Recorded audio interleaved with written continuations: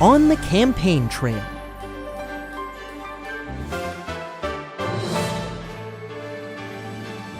On Tuesday, November 8th, millions of Americans will vote for the next president. The two main candidates are Hillary Clinton and Donald Trump. In the coming weeks, we'll be hearing a lot from the candidates. Each will be campaigning, working hard to convince voters that he or she is the right person for the job. They'll give speeches, meet thousands of voters, and face each other in debates. For voters, campaign season is an opportunity to learn more about the candidates and where they stand on key issues, such as education, job creation, and ways to keep the nation safe. It's important for people to be informed when they decide how they will cast their ballots on Election Day. Campaigning has been around almost as long as our country. In fact, the only president who did not have to campaign at all was George Washington.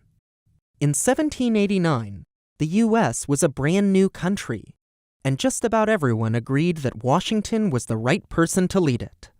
No one even ran against him. After all, Washington had led American troops in the Revolutionary War as they fought for independence from Great Britain. He had also been in charge of the meetings where the U.S. Constitution was written. But soon, elections got more competitive. Early on, most candidates believed it was inappropriate to ask people to vote for them, so they relied on teams of supporters to do their campaigning for them. Supporters created pamphlets and wrote newspaper articles about the candidate they liked. By the mid-1800s, campaigning grew more intense.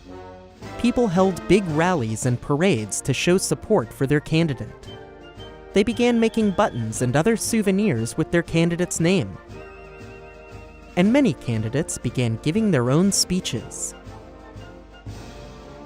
As the nation grew larger, candidates faced a new challenge. They had to find a way to reach out to voters all across the country. Many began conducting what were known as whistle-stop campaigns. They crisscrossed the country by train and gave speeches at every stop.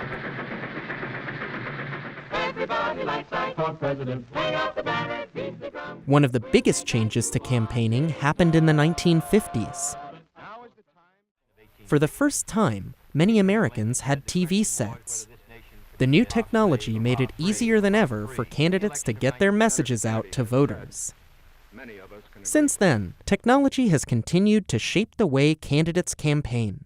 Today, candidates have their own websites and talk with voters on social media.